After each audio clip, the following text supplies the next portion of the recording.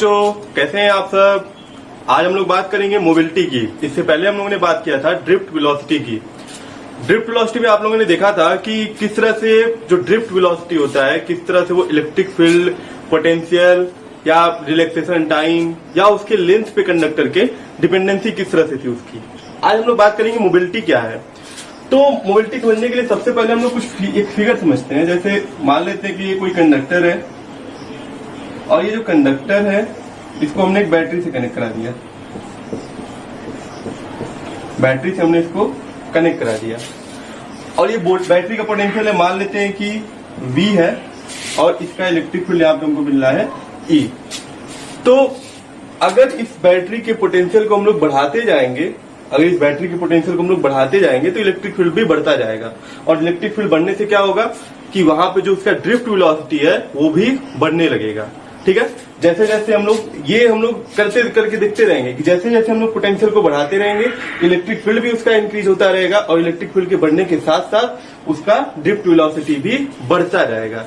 तो जो ये मोबिलिटी होता है, मोबिलिटी एक तरह से सिंपल है कि मोबिलिटी जो है, अगर हम लोग ड्रिफ्ट वेलोसिटी को, जैसे हमारा जो इलेक्ट्रिक फील्ड को बढ़ाने से क्या हो रहा है, ड्रिफ्ट वेलोसिटी भी बढ़ रहा है।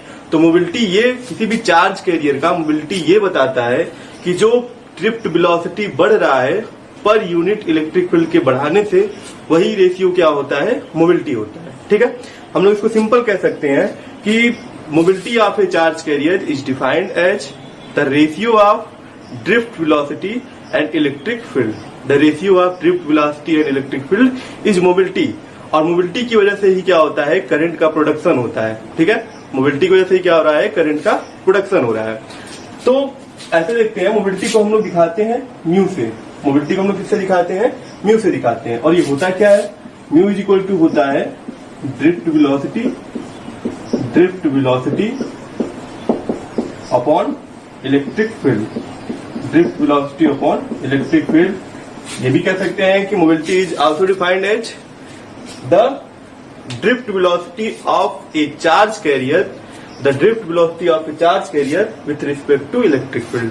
मतलब इलेक्ट्रिक फील्ड से डिपेंडेंसी करके दिखाई जा रही है कि इलेक्ट्रिक फील्ड को बढ़ाने से क्या हो रहा है, ड्रिफ्ट वेलोसिटी बढ़ता जा रहा है। तो मान लेते हैं कि पर यूनिट इलेक्ट्रिक फील्ड के लिए उसकी ड्रिफ्ट वेलोसिटी कितनी है, वही क्या बता रहा है, मोबिलिटी बता रहा है।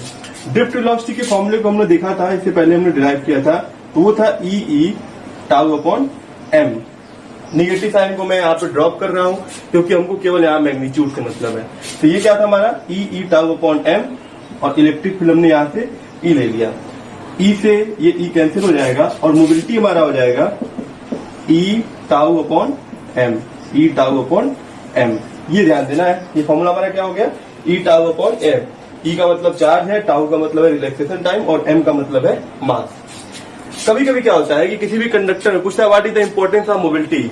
तो मोबिलिटी जो है, मोबिलिटी किसी भी चार्ज कैरियर का जो मोबिलिटी होता है वो रिस्पॉन्सिबल होता है प्रोडक्शन ऑफ करंट के। मोबिलिटी ये दिखता है कि ड्रिफ्ट वेलोसिटी कैसे बढ़ रहा है, और अगर ड्रिफ्ट वेलोसिटी तेजी से बढ़ रहा है with respect to electric field, तो हम लोग कह सकते हैं कि उस सर्किट में जो है करंट का प्रोडक्शन बहुत तेजी से हो रहा है। ठीक है, जितनी तेजी से इलेक्ट्रॉन पॉजिटिव वाले टर्मिनल की तरफ आएगा या कोई पॉजिटिव चार्ज होगा वो निगेटिव टर्मिनल की तरफ जितनी तेजी से जाएगा, तो हम लोग कह सकते हैं कि वहां पे क्या हो रहा है, मोबिलिटी उसका बहुत ज्यादा है। बहुत ज्यादा मोबिलिटी होने का मतलब प्रोडक्शन ऑफ इलेक्ट्रिक करंट भी बहुत जल्दी हो रहा है। ठीक है, एक चीज और है कि किसी भी सर्किट में करंट का प्रोडक्शन दो तरह से होता है, एक तो इलेक्ट्रॉन के मूवमेंट से और दूसरा उसके पॉजिटिव चार्ज के मूवमेंट से। तो हमसे पूछा गया कि किसी भी सेमीकंडक्टर में मोबिलिटी कितने तरह के होते हैं। तो सेमीकंडक्टर मोबिलिटी दो तरह के होते हैं। या ये भी पूछा जाता है कि इलेक्ट्रिक करंट कितने वजहों से मिलता है, तो इलेक्ट्रिक करंट भी दो वजहों से मिलता है। किन किन वजहों से मिलता है, एक तो इलेक्ट्रॉन के मूवमेंट से और एक उसके होल के मूवमेंट से। ठीक है, तो इलेक्ट्रॉन के मूवमेंट से मिलेगा तो क्या हो जाएगा, अगर हम लोग मोबिलिटी इलेक्ट्रॉन की बात करेंगे तो mobility of A electron, mobility of an electron, किसी इलेक्ट्रॉन की मोबिलिटी की बात करेंगे तो क्या हो जाएगा, इसी को हम लोग म्यू ई से दिखाएंगे। ये हमारा ई चार्ज तो सेम रहेगा और ये क्या हो जाएगा, tau E upon M E. Tau E upon M E. Tau E क्या है, रिलैक्सेशन टाइम ऑफ इलेक्ट्रॉन। वो इलेक्ट्रॉन के लिए रिलैक्सेशन टाइम है कि इलेक्ट्रॉन और इलेक्ट्रॉन के कोलिजन में कितना उसका रिलैक्सेशन टाइम है। और अगर होल की बात करेंगे, मोबिलिटी ऑफ ए होल, जो होल भी है, जहां से इलेक्ट्रॉन निकल जा रहा है वहां पे क्या रहता है, पॉजिटिव चार्ज आ जाता है। तो पॉजिटिव चार्ज आने से क्या हो रहा है कि वहां पे होल का प्रोडक्शन हो रहा है, उसी को हम लोग होल बोलते हैं सेमीकंडक्टर में। तो जब होल की बात करेंगे तो ये क्या हो जाएगा हमारा mu H is equal to E tau H upon M H. E charge तो सेम रहेगा होल का, और टाउ एच का क्या मतलब है, relaxation time of hole. Hole का भी क्या होता है, कोलिजन होता है। उसी तरह से एम एच क्या है, मास ऑफ होल्स। ठीक है, टोटल जब मोबिलिटी की बात करेंगे, टोटल मोबिलिटी तो हो जाएगा mu E plus mu H. ठीक है, यहाँ पे मैंने निगेटिव और पॉजिटिव साइड को इग्नोर किया है। जो साइन होता है ना निगेटिव पॉजिटिव, इलेक्ट्रॉन के लिए निगेटिव होना चाहिए था, लेकिन क्योंकि ये जो मोबिलिटी होता है ये केवल मैग्नीट्यूड से मतलब रखता है, यहाँ पे निगेटिव था इसलिए मैंने यहाँ पे हटा दिया है। ठीक है,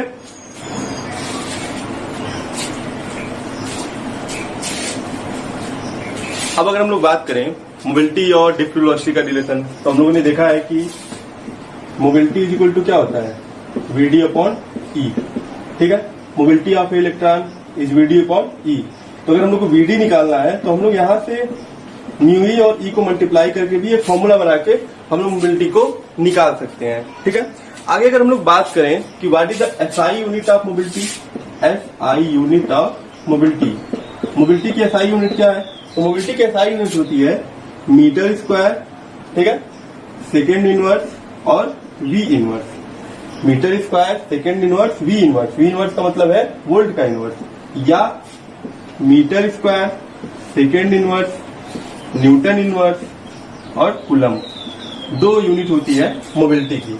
तो ये था मोबिलिटी, जो कि इंपॉर्टेंट किसके लिए है, करंट के प्रोडक्शन के लिए है।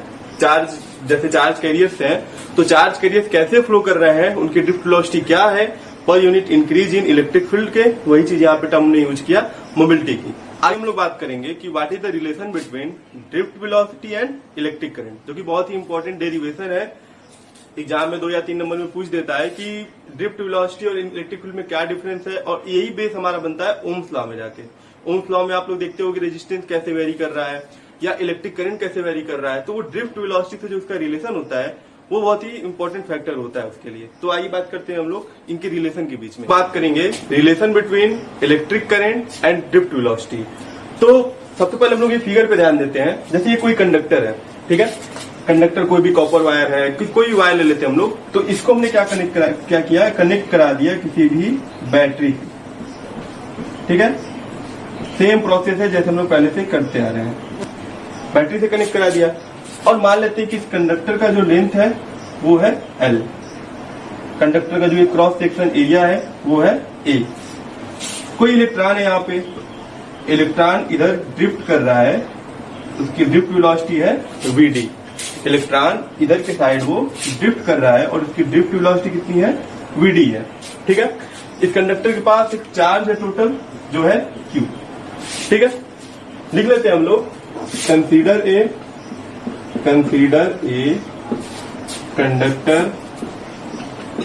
Conductor of length L and cross section area A। ठीक है, cross section area A। Let N, मान लेते कोई N है। N क्या है, number of electrons per unit volume. Number of electrons per unit volume, number of electrons per unit volume, मतलब इस कंडक्टर के पर यूनिट वॉल्यूम में कितने इलेक्ट्रॉन है, वही हमारा हो गया N। ठीक है, और अगर हम लोग टोटल इलेक्ट्रॉन की बात करें तो टोटल इलेक्ट्रॉन्स कितने हो जाएंगे, अगर N है पर यूनिट वॉल्यूम में उसके इलेक्ट्रॉन N है, तो इस कंडक्टर का सबसे पहले वॉल्यूम कितना हो जाएगा, एरिया A है और लेंथ L है। एरिया में जब हम लोग लेंथ को मल्टीप्लाई करेंगे तो उसका टोटल वॉल्यूम हो जाएगा। तो यहां पे हम लोग लिख सकते हैं N multiply by A multiply by L। ये हो गया वॉल्यूम, कंडक्टर का क्या हो गया ये वॉल्यूम, और N क्या हो गया, पर यूनिट वॉल्यूम। मतलब पर यूनिट वॉल्यूम में N था, AL क्या हो गया, वॉल्यूम हो गया। वो वॉल्यूम को इस N से मल्टीप्लाई करेंगे तो टोटल नंबर ऑफ इलेक्ट्रॉन निकल जाएगा। ठीक है, और अगर हम लोग बात करें टोटल चार्ज की, टोटल चार्ज ऑन कंडक्टर, अब इन सब इलेक्ट्रॉन की वजह से कंडक्टर पे टोटल चार्ज कितना हो जाएगा, तो आप लोग को याद होगा, आप लोगों ने पढ़ा था Q is equal to NE। Q is equal to, quantization of charge में पढ़ा था कि टोटल चार्ज क्या होता है, नंबर डेंसिटी इंटू इलेक्ट्रॉन। तो यहाँ पे Q इज इक्वल टू हो जाएगा N A L and E, ये टोटल नंबर ऑफ इलेक्ट्रॉन्स हो गए और ये क्या हो गया, चार्ज ऑन इलेक्ट्रॉन, यानी Q is equal to N A L E हो जाएगा। ठीक है, अब आगे अगर हम लोग बात करें, यहाँ पे क्या हो रहा है, पोटेंशियल लगाने से, इलेक्ट्रॉन के ड्रिफ्ट होने से एक करंट का प्रोडक्शन हो रहा है। करंट हमारा I है, इसका प्रोडक्शन हो रहा है। तो आगे हम लोग बात करते हैं कि ये करंट का रिलेशन कैसे हो सकता है। करंट इज इक्वल टू, आप लोगों को पता होगा कि I इज इक्वल टू क्या होता है, Q अपॉन T होता है। I इज इक्वल टू क्या होता है, Q अपॉन T होता है। तो T को हम लोग सबसे पहले निकालते हैं कि T कितना होगा। मान लेते हैं कि ये इलेक्ट्रॉन यहां से यहां तक ट्रेवल किया होगा, इस पोजीशन से। मान लेते हैं कि ये पोजीशन है A, P से Q की तरफ इलेक्ट्रॉन ड्रिफ्ट किया होगा। तो P से Q का लेंथ कितना है, L है, और कितनी वेलोसिटी से ड्रिफ्ट किया है, VD से किया है। तो L अपॉन VD करेंगे, डिस्टेंस अपॉन वेलोसिटी करेंगे, डिस्प्लेसमेंट अपॉन वेलोसिटी करेंगे, तो हमारा टाइम निकल जाएगा। यानी अगर हमको टाइम निकालना होगा, T इज इक्वल टू क्या हो जाएगा, डिस्टेंस अपॉन वेलोसिटी, ये हमारा क्या हो जाएगा, ये L अपॉन VD हमारा ये टाइम निकल जाएगा। ठीक है, तो ये और ये, इसकी मदद से हम लोग I को निकालने की कोशिश करेंगे। तो देखते हैं कैसे क्या हो जाएगा, क्या आ जाएगा यहाँ पे। यहाँ पे हम लोग लिख सकते हैं I is equal to Q upon T। I is equal to क्या हो जाएगा, Q अपॉन T, और Q की वैल्यू क्या है, N A L and E, और T की वैल्यू क्या है, L अपॉन VD है।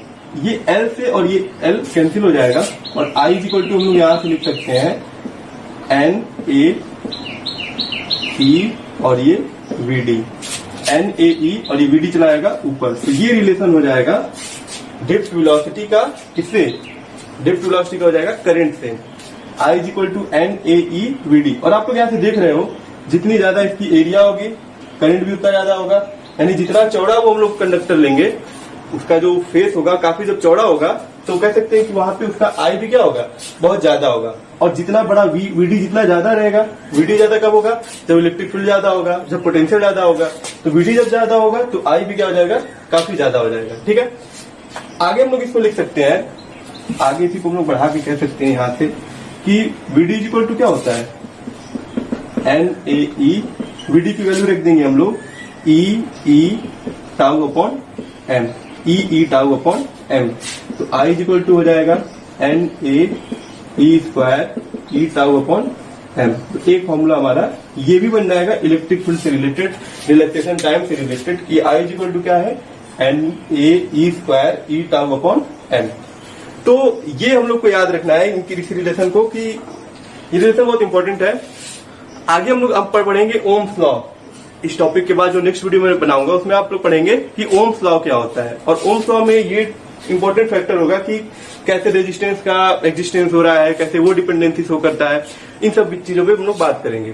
ठीक है, तो इस वीडियो से रिलेटेड अगर कोई भी डाउट्स होंगे तो आप कमेंट सेक्शन में जरूर कमेंट करेंगे, और आपको कोई भी डाउट हो तो आप कमेंट कर सकते हो। Thank you students.